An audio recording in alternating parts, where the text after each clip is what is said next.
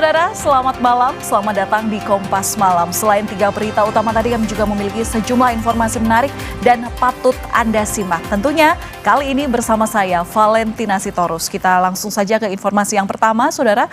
Sebuah truk terbakar saat mengantri masuk kapal di Pelabuhan Gilimanuk, Bali pada Minggu malam.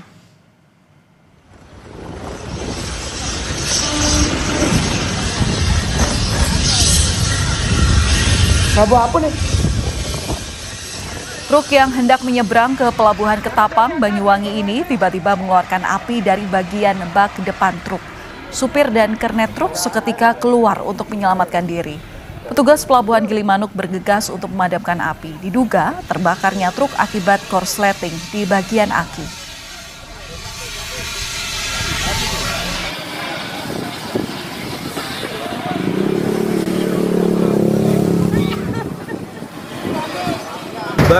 Kelihatan api dari bak truk menyala dan asap sehingga langsung kita melakukan pemadaman dengan menggunakan 102 sama hidron. Seorang perempuan asal Sukabumi menjadi korban tindak pidana perdagangan orang. Korban yang dikirim ke Tiongkok mendapat kekerasan dan ancaman selama berada di negara tersebut. Korban menceritakan awalnya dirinya tergiur untuk bekerja di Tiongkok dengan gaji besar. Oleh pelaku, korban kemudian disekap dan diduga dinikahkan dengan seorang warga negara Tiongkok dan dikirim ke negara tersebut. Selama di Tiongkok, korban mendapat ancaman dan kekerasan seksual. Meski sudah berada di tempat aman, korban masih mendapat ancaman dari para pelaku TPPO. Masya Allah, membuat kondisi ibu Ti semakin terpuruk gitu. Terus ada yang belum diceritakan tapi diceritakan. Kalau sekarang alhamdulillah baik karena udah ada penanganan ya gitu, tapi meskipun ada penanganan masih ada ancaman. Kuasa hukum korban menyebut selama berkomunikasi, korban selalu meminta untuk dipulangkan ke Indonesia. Saat ini upaya hukum terus dilakukan untuk segera memulangkan korban. Selalu ya ke kita ya, tolong Pak, katanya tadi mau pulang. Di sini udah bukan menganggap kita lagi, udah tersiksa ya. Kita ke informasi lain, saudara. Polda Nusa Tenggara Barat resmi menahan Bribtu Rizka Sintiani usai ditetapkan sebagai tersangka dalam kasus kematian suaminya sendiri, Brigadir Esko Faskareli. Keluarga korban meminta agar kasus ini diusut tuntas.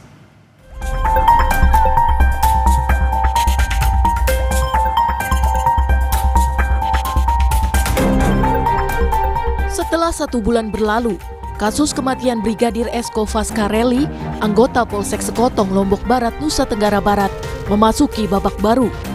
Polisi menetapkan 1 tersangka yang tak lain adalah istri Brigadir Esko, Bribtu Rizka Sintiani. Kabid Humas Polda NTB Kombes Muhammad Khalid dalam pesan singkat kepada Kompas.com menyatakan, ya, hasil gelar perkara penyidik menetapkan istri Brigadir Esko berinisial R menjadi tersangka. Namun belum diungkap peran tersangka dan motif dibalik kematian Brigadir Esko. Keluarga tak menyangka istri Brigadir Esko jadi tersangka. Keluarga melalui kuasa hukum meminta kasus ini diusut tuntas, termasuk dugaan ada tersangka lain. Kita lebih berhati-hati karena ini adalah proses pembuktian ilmiah. Ya, kita harus tidak boleh asal. Jadi kita harus memastikan alat buktinya juga jelas sehingga peristiwa menjadi terang benderang. Mungkin itu ya. Sebelumnya polisi menyatakan penyidik sudah memeriksa 55 saksi dan membantah kasus ini berjalan lambat. Tidak ada permasalahan rumah tangga, tidak ada. Tidak ada. Kami juga tidak menduga kenapa yang ditetapkan tersangka ternyata istri dari almarhum ini. Kami tidak menduga, tidak kami bayangkan sebenarnya. Akan tetapi penyidik menyampaikan ke kami ada bukti petunjuk ke calon tersangka lainnya. Tetapi ini bagian rahasia dari penyidikan.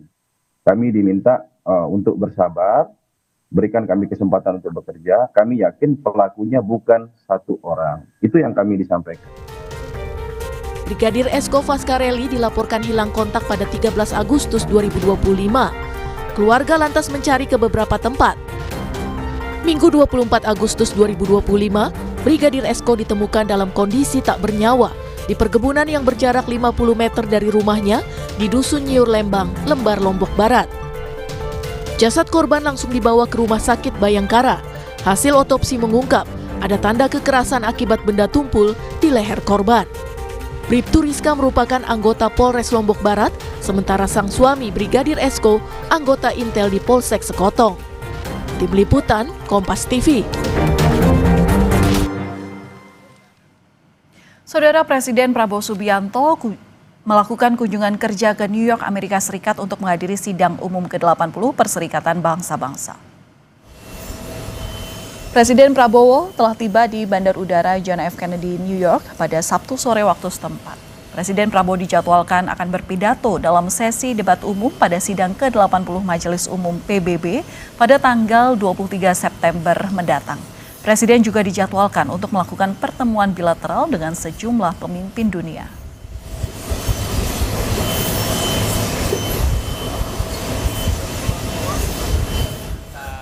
Presiden kan baru aja landing kan, baru nyampe. Dari Bandara John F. Kennedy, Presiden Prabowo menuju hotel tempatnya bermalam selama di New York. Kedatangan Presiden disambut diaspora Republik Indonesia yang telah menunggu di sekitar hotel. Diaspora terdiri dari mahasiswa, perwakilan KJRI, dan kedutaan besar di Washington DC. Siapa namamu? Takutnya Usai melontarkan pernyataan akan rampok uang negara, PDIP resmi pecat Wahyudin Moridu sebagai kader dan memberhentikannya dari anggota DPRD Provinsi Gorontalo.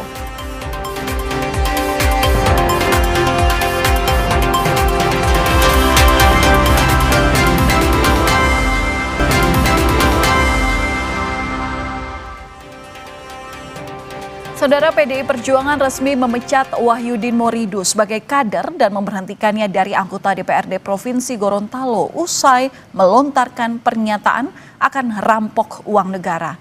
DPD PDI Perjuangan Gorontalo akan menyiapkan pengganti antar waktu. Kita hari ini menuju Makassar menggunakan uang negara. Pemecatan sekaligus pemberhentian Wahyudin Moridu sebagai anggota DPRD akibat pelanggaran berat yang tidak mencerminkan perilaku seorang anggota DPRD. Selanjutnya, DPD PDI Perjuangan Provinsi Gorontalo akan menyiapkan pengganti antar waktu untuk mengisi kekosongan di DPRD sesuai dengan mekanisme partai.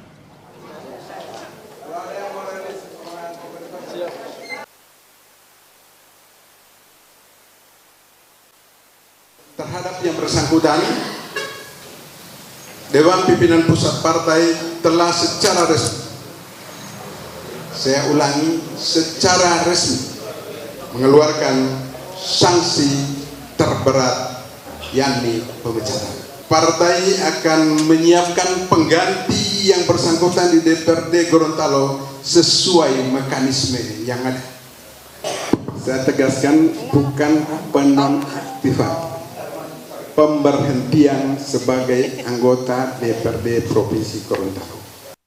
Bos, aman negara Makassar kita, Ji. Tujuan kita hari ini, Bos. Kita hari ini menuju Makassar menggunakan uang negara. Kita rampok aja uang negara ini kan. Kita habiskan aja biar negara ini makin miskin. Mulutmu harimaumu. Wahyudin Moridu yang saat itu masih menjadi anggota DPRD Provinsi Gorontalo jadi sorotan usai mengeluarkan pernyataan akan merampok uang negara hingga miskin. Tak lama setelah pernyataan kontroversialnya tersebar di media sosial, Wahyudin Moridu didampingi istrinya mengakui perbuatannya dan meminta maaf. Sesungguhnya Bapak dan Ibu sekalian, saya tidak berniat untuk melecehkan ataupun menyinggung perasaan masyarakat Gorontalo yang saya wakili. Semua ini murni kesalahan saya, Bapak dan Ibu sekalian, dan atas kejadian ini dari hati yang paling dalam saya mohonkan maaf pada Bapak dan Ibu sekalian. Gara-gara ucapan rampok uang negara, DPP PDI Perjuangan pun langsung memecat Wahyudin Moridu. Hilangnya status anggota di partai membuat posisi Wahyudin di DPRD diganti lewat mekanisme pergantian antar waktu. Sebagai pejabat publik, sudah sepatutnya tutur, kata, dan perilaku dijaga untuk mempertanggungjawabkan integritas pada masyarakat. Tim Liputan Kompas TV. Yang juga jadi sorotan, saudara, seorang perempuan asal Sukabumi menjadi korban tindak pidana perdagangan orang. Korban yang dikirim ke Tiongkok mendapat kekerasan dan ancaman selama berada di negara tersebut. Korban menceritakan awalnya dirinya tergiur untuk bisa bekerja di Tiongkok dengan gaji besar. Oleh pelaku, korban kemudian disekap dan diduga dinikahkan dengan seorang warga negara Tiongkok dan dikirim ke negara tersebut. Selama di Tiongkok, korban mendapat ancaman dan kekerasan seksual. Meski sudah berada di tempat aman, namun korban masih mendapat ancaman dari para pelaku TPPO. Masya Allah, membuat kondisi Ibu Ti semakin terpuruk gitu. Usahanya belum diceritakan tapi diceritakan lagi. Kalau sekarang alhamdulillah baik karena udah ada penanganan ya gitu, tapi meskipun ada penanganan masih ada ancaman.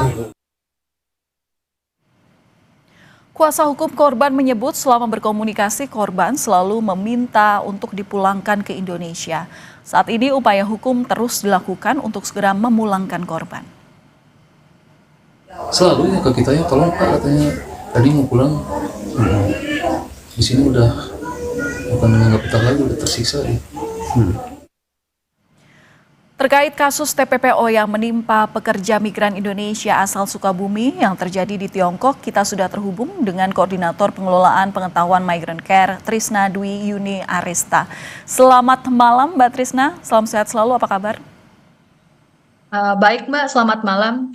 Iya Mbak Trisna, melihat dari kasus ini apa yang bisa Migrant Care jelaskan tentang modus-modus perekrutan ilegal seperti yang dialami oleh RR dari Sukabumi?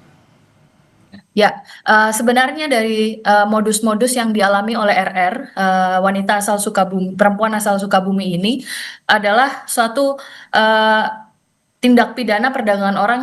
Kami katakan di Migrant Care bahwa ini adalah jelas tindak pidana perdagangan orang karena telah memenuhi unsur dari proses eksploitasi maupun cara. Yang pertama, dia juga disekap tadi seperti yang dikatakan, lalu juga mengalami eksploitasi yakni pelacuran maupun kerja paksa ataupun kekerasan seksual dengan dalih dinikahkan dengan caranya yakni adalah ancaman kekerasan, tentu sampai RR tentunya mengalami ancaman psikis. Nah, kami di Migrant Care seringkali mendapati kasus serupa dengan tujuan negara yang sama yakni ke negara Tiongkok. Ini kami sebut biasanya pengantin pesanan. Jadi para perempuan diiming-imingi gaji tinggi bekerja di Cina, lalu mereka ternyata untuk mengelabui pihak berwenang, mereka dinikahkan. Jadi seolah-olah ini adalah pernikahan lintas negara gitu. Jadi untuk mengelabui dari pihak berwenang agar tindak pidana perdagangan orang itu tidak terlihat begitu, Kak. Tapi kalau melihat dari kasus ini, sepertinya seolah kenapa kasus pekerja migran ilegal dan TPPO ini tak pernah usai. Sejauh mana sebenarnya kesadaran masyarakat, terutama calon pekerja migran, tentang resiko perekrutan ilegal ini, Mbak Trisna? Oke, baik. Kami biasanya di Migrant Care atau sedang kami kampanyekan memang menyebut bahwa bukan pekerja migran ilegal, tapi unprocedural atau undocumented gitu. Karena sekali lagi tidak ada manusia yang ilegal gitu bagi kami. Nah, yang pertama tentunya kami menyayangkan dari pihak pemerintah ini adalah kasus yang selalu terus berulang. Tapi otak dari pelaku tindak pidana tidak pernah ditangkap. Itu yang pertama. Nampaknya juga kasus-kasus tindak pidana perdagangan orang ini belum menjadi perhatian yang serius bagi pemerintah.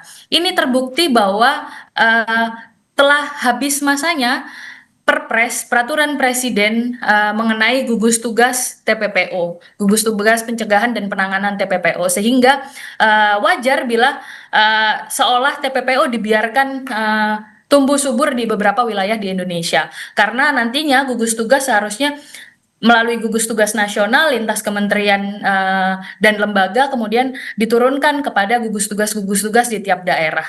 Nah, itu nampaknya telah habis masa pada 2024 kemarin. Dan tentu kritikan kami selanjutnya adalah untuk memperbarui undang-undang TPPO sendiri karena memang itu sudah berumur 18 tahun. Jadi kami kembali lagi tekankan kepada pemerintah dan agar terus memperbarui dan terus melindungi warga negara gitu. Nah, kemudian kami lihat dalam beberapa portal berita Kompas salah satunya, ada seorang KJRI dari Guangzhou sendiri juga melakukan simplifikasi permasalahan. Nah, ini juga dapat dilihat bahwa ternyata kasus TPPO belum menjadi perhatian karena hanya dianggap korban RR mengalami dinamika masalah rumah tangga, dipaksa berhubungan seksual, tidak mau gitu. Nah, dalam konteks perspektif korban, tentunya dipaksa berhubungan seksual pun itu adalah tindak pidana kekerasan seksual yang pertama dan harus menempatkan RR sebagai korban. Nah, kami harap diplomat ataupun konsuler dimanapun berada harus menganggap bahwa keamanan dan keselamatan warga negara adalah hal-hal yang utama gitu. Itu juga termaktub dalam kewajiban konsuler sesuai dengan tugas dan fungsi dari masing-masing perwakilan begitu. Oke, Mbak Tresna, apa yang bisa diperhatikan oleh masyarakat Indonesia terutama ketika ingin melakukan perekrutan ini PMI seperti ini supaya tidak terjerumus pada kasus-kasus yang kemudian sama, karena memang tidak bisa dimungkiri tantangan kita saat ini adalah keterbatasan pekerjaan begitu, dan otomatis rekrutmen pekerjaan itu menjadi hal yang pasti paling dicari oleh masyarakat. Ya, kami melihat bahwa permasalahan TPPO merupakan permasalahan yang sangat struktural sekali. Karena mengapa? Karena ini berakar dari ketiadaan kerja layak yang ada di Indonesia. Lapangan pekerjaan tidak ada, skema kerja layak tidak ada, sehingga menyebabkan warga negara ataupun orang muda seperti saya, Gen Z, itu juga sulit untuk mendapatkan pekerjaan yang layak. Sehingga tergiur pada tawaran-tawaran untuk bekerja ke luar negeri, bahkan melalui jalur-jalur yang kurang aman. Nah, itu yang kemudian perlu ditekankan kepada semua orang dan juga pemerintah bahwa migrasi aman merupakan pilihan, satu-satunya pilihan untuk bekerja di luar negeri bebas dari tindak pidana perdagangan orang. Begitu. Prosedur dengan migrasi aman ini yang memang harus diperhatikan oleh masyarakat, dan tentunya tadi seperti Anda sampaikan bahwa pengawasan terutama pemerintah daerah ini juga memang harus terlibat dalam monitoring perekrutan itu tadi. Terima kasih sudah memberikan insight di Kompas Malam, Mbak Tresna Dwi Yunia Arista selaku Koordinator Pengelolaan Pengetahuan Migrant Care. Selamat malam, salam sehat selalu. Ya, selamat malam. Saudara, menanggapi maraknya keluhan masyarakat soal penggunaan strobo dan sirine di jalan raya, Panglima TNI Jenderal Agus Subianto menyebut penggunaan strobo dan sirine harus sesuai aturan.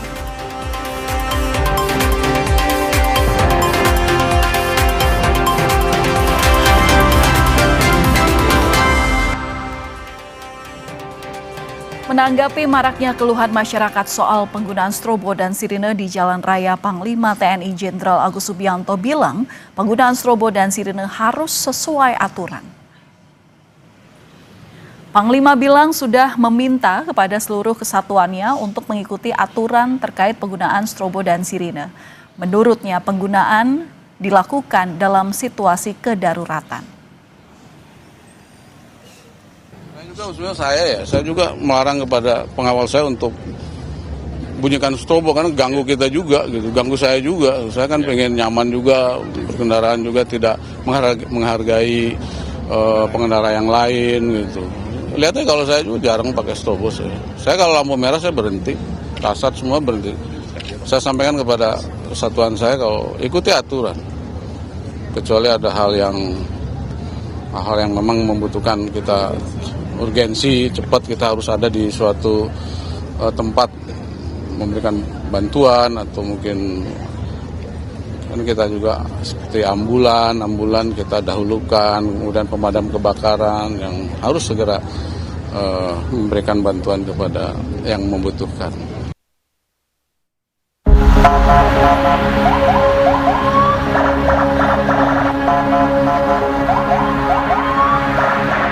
Masyarakat ramai-ramai menyuarakan gerakan Stop Tot Wuk Wuk di media sosial. Warga protes sebab banyak penggunaan sirene dan lampu strobo tak sesuai aturan. Seperti digunakan kendaraan sipil hanya demi dapat prioritas membelah kemacetan. Akhir-akhir ini kan penggunaan strobo tuh banyak yang disalahgunakan ya. Jadi kadang-kadang sebenarnya nggak urgent-urgent banget. Malah ada platnya plat biasa, tapi mengapa dia menggunakan strobo? Apalagi pas macet, dia sudah tahu macet tapi dia malah menggunakan strobo, dan itu dari suara sudah mengganggu dan orang jadi tertekan. Apalagi cuman ngawal-ngawal kayak apa sih namanya, komplotan gitu kan bareng-bareng, cuman keren-kerenan nggak masuk sih bang. Merespons protes masyarakat, Kepala Korps Lalu Lintas Polri, Irjen Agus Suryo Nugroho, membekukan penggunaan strobo dan sirine yang mengganggu pengguna jalan. Masukan masyarakat itu hal positif untuk kita, dan ini saya evaluasi. Dan bahkan saya Kakor Lantas saya bekukan untuk pengawalan menggunakan suara-suara itu. Karena ini juga masyarakat terganggu, apalagi padat, ini kita evaluasi, biarpun ada ketentuannya. Pada saat kapan menggunakan sirine, termasuk tatok, dan ini saya terima kasih pada masyarakat. Untuk Kakor Lantas sementara kita bekukan. Undang-Undang Nomor 22 Tahun 2009 tentang Lalu Lintas dan Angkutan Jalan mengatur 7 kendaraan yang berhak mendapat prioritas di jalan raya. Di antaranya ambulans mengangkut orang sakit, pemadam kebakaran, kendaraan untuk pertolongan pada kecelakaan lalu lintas, pimpinan lembaga negara, dan kendaraan pimpinan serta pejabat negara asing. Jika ditemukan penyalahgunaan, negara diminta tegas bertindak demi keadilan pengendara di jalan. Tim Liputan, Kompas TV. Saudara Gubernur DKI Jakarta Pramono Anung mengklaim kemacetan di Jalan TB Simatupang, Jakarta Selatan berkurang usai penerapan rekayasa lalu lintas.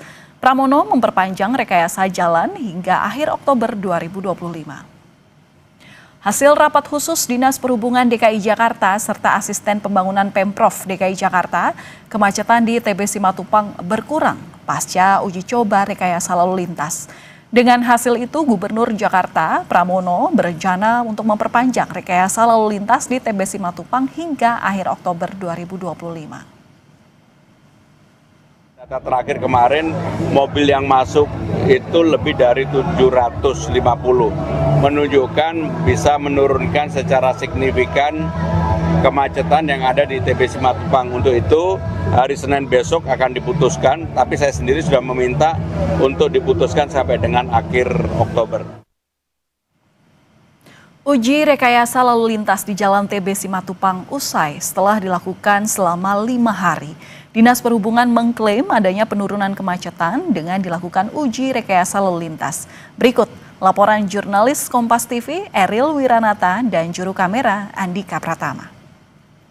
Ya saudara, usai 5 hari dilakukan uji rekayasa lalu lintas pada Jalan TB Simatupang hingga RA Kartini yang bertujuan untuk mengurai kemacetan dari imbas proyek jalan ataupun proyek galian yang berada di Jalan TB Simatupang ini, yang dimana dalam hal ini juga dari Pemprov DKI berkoordinasi dengan Dinas Perhubungan dengan mengupayakan berbagai macam. Salah satunya adalah membuka gerbang tol Fatmawati 2 secara gratis pada sisi bagian kiri. Dan mungkin dapat ditunjukkan oleh juru kamera Andika Pratama bagaimana situasi saat ini, yang dimana ini merupakan salah satu dari titik kemacetan yang berada di Jalan TB Simatupang hingga RA Kartini atau menuju Lebak Bulus, yang macet tersebut terjadi pada jam pulang kerja.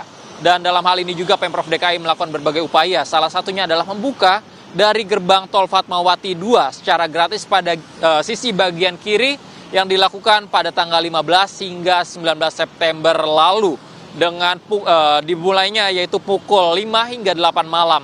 Dan dalam hal ini Pemprov DKI Jakarta sudah menganalisa ataupun mereview dari hasil uji rekayasa lalu lintas bersama Dinas Perhubungan dan ditemukan penurunan sebesar 24%. Dan dari Pramono Anung, Gubernur DKI Jakarta mengatakan bahwa setelah dilihat dari analisis ini, ia mengusulkan nantinya akan diperpanjang terkait dengan uji rekayasa lalu lintas ataupun perubahan jalur yang berada di Jalan TB Simatupang ini imbas dari proyek galian.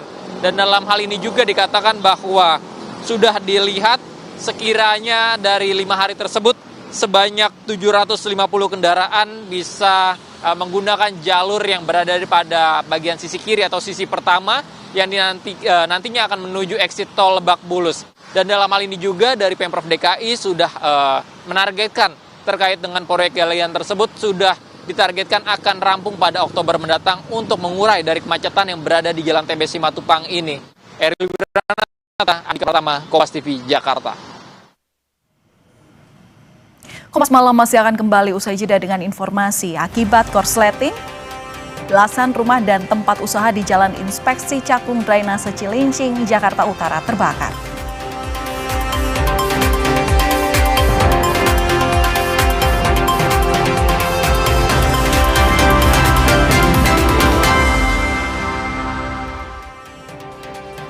Saudara, kebakaran menghanguskan belasan rumah dan tempat usaha di Jalan Inspeksi Cakung Drainase Cilincing, Jakarta Utara.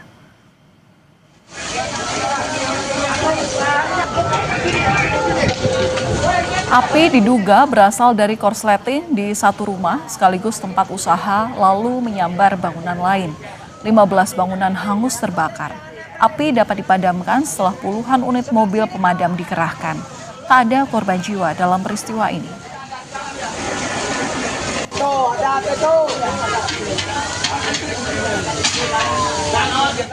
Perahu yang ditumpangi 4 nelayan terbalik akibat dihantam ombak besar di perairan Juntinyuat, Indramayu, Jawa Barat pada Minggu siang.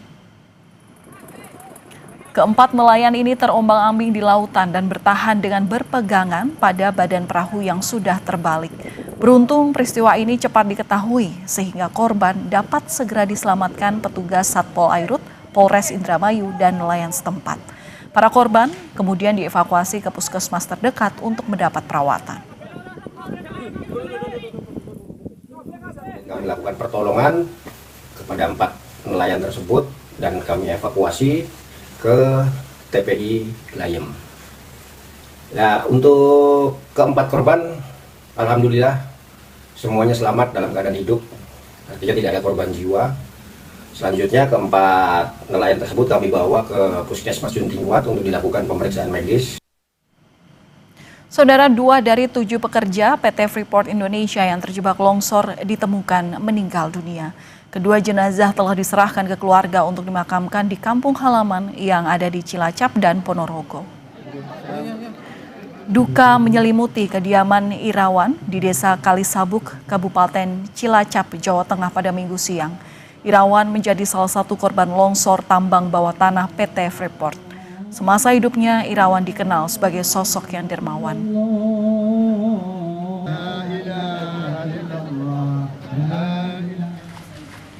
Duka mendalam juga dirasakan keluarga korban longsor lainnya, Wigi Hartono di Desa Nambak, Ponorogo, Jawa Timur. Wigi Hartono sudah bekerja di PT Freeport sejak 7 tahun lalu sebagai teknisi elektronik.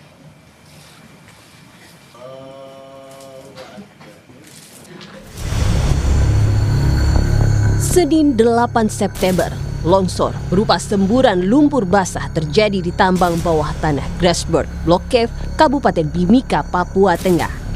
7 karyawan PT Freeport Indonesia terjebak di bawah tanah. Operasi pencarian dilakukan untuk menyelamatkan korban.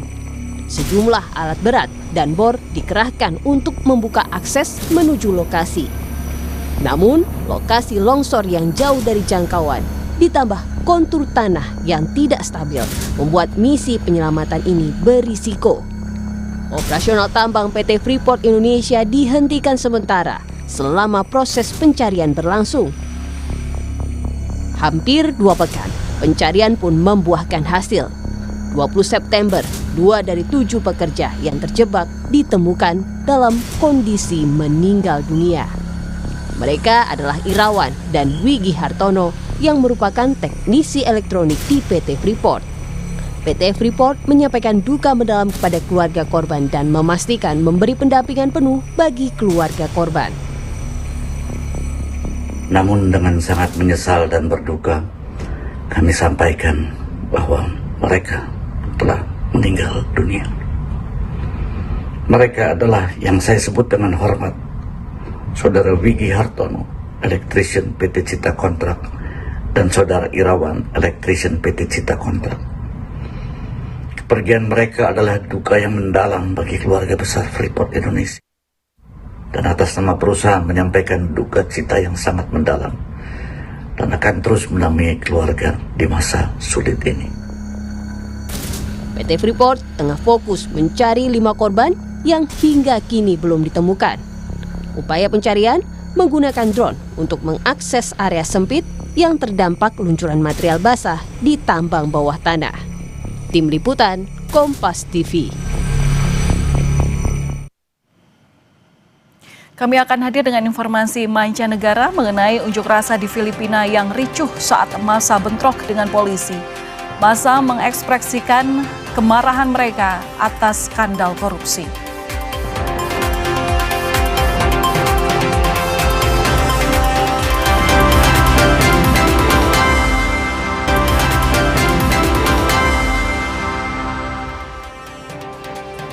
Unjuk rasa di Filipina ricuh saat massa bentrok dengan polisi. Massa mengekspresikan kemarahan mereka atas skandal korupsi.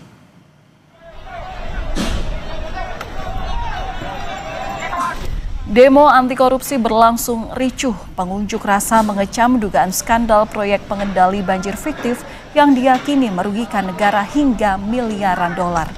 Kemarahan publik terhadap proyek infrastruktur semakin meningkat sejak Presiden Ferdinand Marcos Jr. menyinggungnya dalam pidato kenegaraan pada Juli lalu yang berlangsung setelah serangkaian banjir mematikan melanda negara itu. Kedutaan besar Amerika Serikat dan Australia bahkan mengeluarkan imbauan perjalanan yang meminta warga negara mereka menjauhi lokasi unjuk rasa.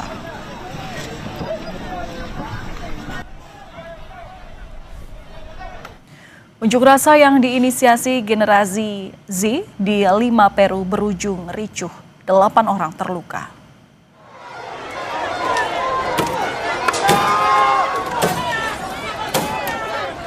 Bentrok tak terhindarkan antara polisi dan pengunjuk rasa di Plaza San Martin usai massa mencoba merangsek ke gedung eksekutif dan kongres.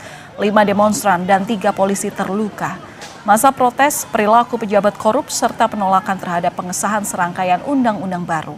Salah satunya adalah Undang-Undang Amnesti yang diduga memberikan perlindungan hukum kepada aparat yang melakukan pelanggaran HAM sejak tahun 1980 hingga 2000.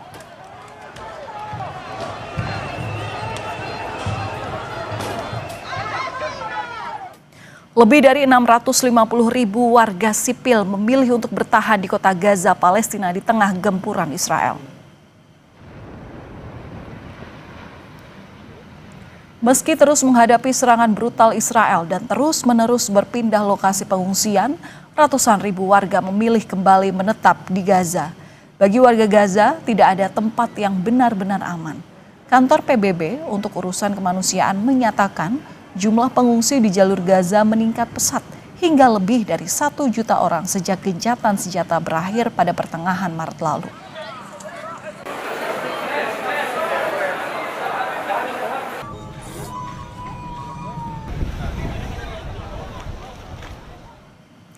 Ribuan orang ke St. Louis, Missouri untuk menyaksikan keindahan beraneka ragam balon udara dalam perlombaan balon udara yang berlokasi di Great Forest Park. Acara ini merupakan tradisi yang sudah dilakukan sejak tahun 1973. Total kali ini ada 50 balon udara yang ikut dalam perlombaan di Great Forest Park, St. Louis. Acara ini bukan hanya tradisi tetapi bagian dari sejarah Amerika. Pada tahun 2000, acara ini diresmikan menjadi koleksi permanen Perpustakaan Kongres sebagai bagian dari perayaan 2 abad lembaga tersebut.